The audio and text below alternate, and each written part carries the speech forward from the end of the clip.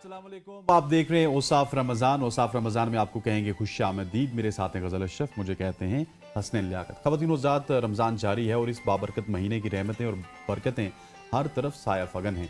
ये वो महीना है जो इंसान को अपनी ज़िंदगी का जायज़ा लेने, अपनी कमज़ोरियों को पहचानने और अपने रब के करीब होने का मौका देता है। बेशक। दिन के रोज़े और रात की इबादतें हमें सिर्फ सब्र ही नहीं सिखाती, बल्कि ये एहसास भी दिलाती हैं कि असल कामयाबी नफ्स की इस्लाह और किरदार की बेहतरी है। और इसी रूहानी फ़िज़ा के साथ हम पूरे रमज़ान आपके साथ मौजूद रहेंगे और अपनी खुसूसी नशरियात औसाफ रमज़ान के ज़रिए जहाँ बात होगी इबादत की, किरदार की और उन आमाल की जो हमारी ज़िंदगी बदल सकते हैं। आइए इस मुबारक महीने को अपनी बख्शिश, इस्लाह और रब की रज़ा का ज़रिया बनाएं। बिल्कुल जी। और इसके साथ साथ हमने पूरा रमज़ान आपके साथ बात भी की है, सुकून के हवाले से आज भी बात करनी है सुकून की।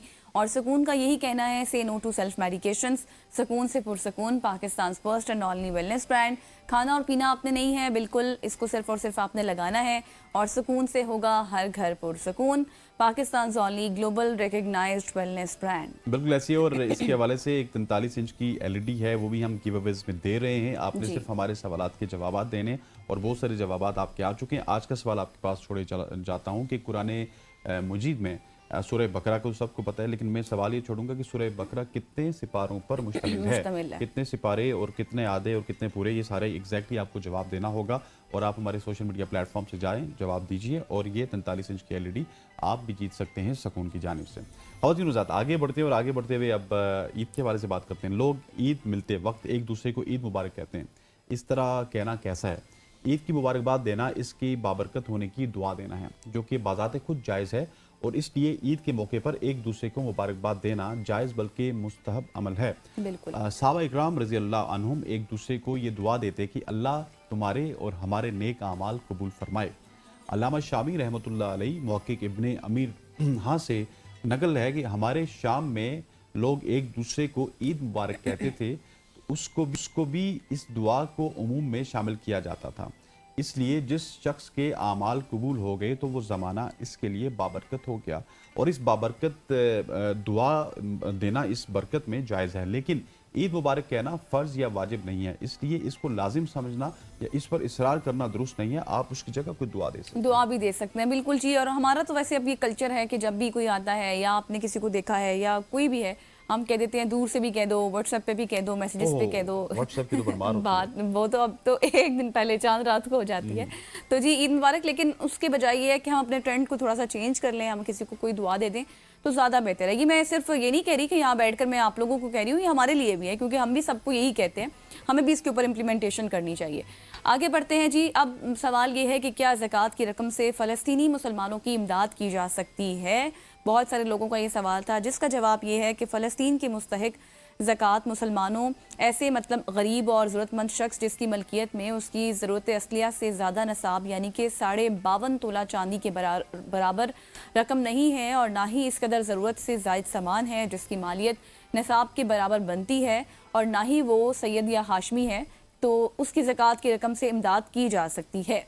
और किसी ऐसे मोतबर इदारे के ज़रिए ज़कात की रकम फ़लस्तीन के मज़लूमीन के लिए दी जा सकती है जो ज़कात की रकम के मुस्तहिकीन तक वाज़ेह तौर पर वहाँ पर पहुँचाए। बिल्कुल ऐसी है। तो इसमें है ये कि अगर आप मुस्तहिक हैं और आप पे मतलब कि वो फ़र्ज़ है ज़कात देना, तो आप फ़लस्तीन के मुसलमानों की याद रख सकते हैं। लेकिन अनफॉर्चुनेटली हम जब भी गज़ा की बात करते हैं तो गज़ा से बहुत सारे जर्नलिस्ट हमारे साथ मौजूद होते हैं। वहाँ पे इमदाद पहुँचती है नहीं पहुँचती, that is a big question. क्योंकि हमने देखा है कि बहुत सारी इमदाद कभी हमें उसके बॉर्डर पे नज़र आती है, कभी कराची पोर्ट पे नज़र आती है।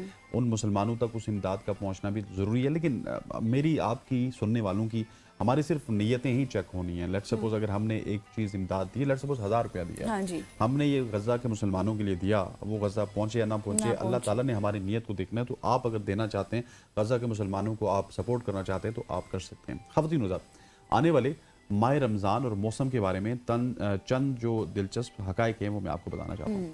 2031 और 2032 का रमज़ान मौसम सरमा का मुख्तसर तरीन रमज़ान होगा, जिसमें सिर्फ 10.5 घंटे के रोज़े वाक़या होंगे।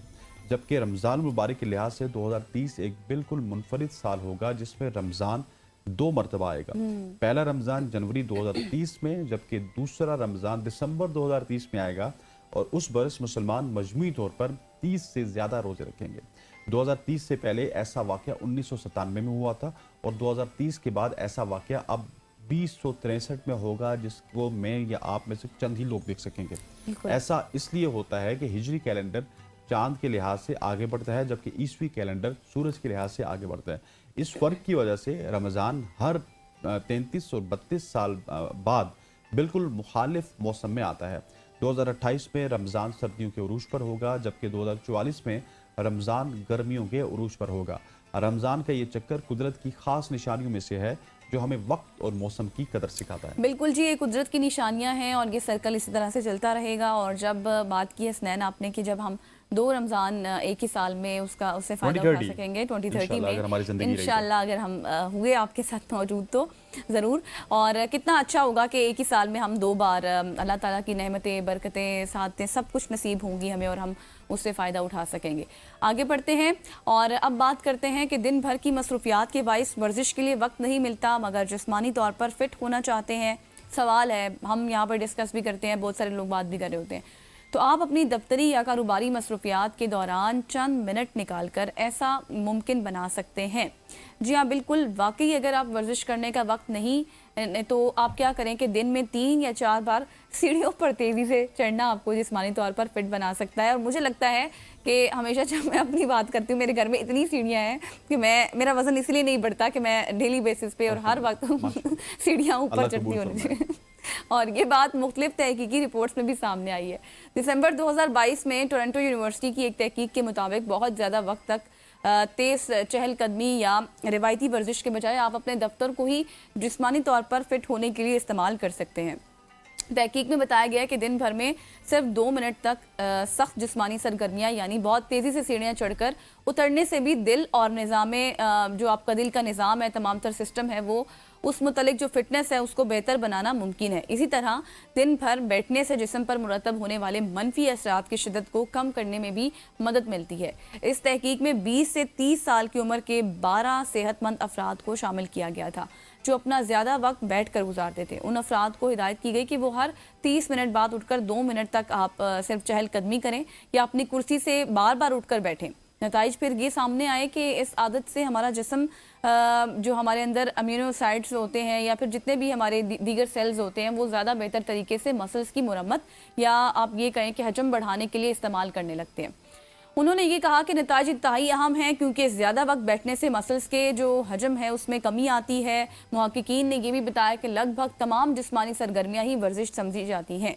इस हवाले से ऐसी सरगर्मी जो है मिसाली होती है जिससे दिल की धड़कन की रफ्तार बढ़ जाए, जबकि इसका दौरानिया 1 से सिर्फ 2 मिनट का हो। बिल्कुल ऐसे ख़वातीन वज़ात, और आपको इस स्टोरी का बताने का मकसद ये था कि आपने बहाने तलाश नहीं करने। अगर आपको वर्जिश का वक्त नहीं मिलता तो आप अपने घर की सीढ़ियों में चढ़ सकते हैं, आप अपने ऑफिस की सीढ़ी इस्तेमाल कर सकते हैं और उसमें आपकी जो एक्टिविटी है वर्जिश के हवाले से वो इनहेंस हो सकती है। और आप ये बहाना बिल्कुल नहीं बना सकते कि हमें वक्त नहीं मिला, आज हमने जिम नहीं किया या फिर ट्रेल नहीं किया या फिर वॉक नहीं की या जॉग नहीं किया या स्प्रिंट नहीं किया।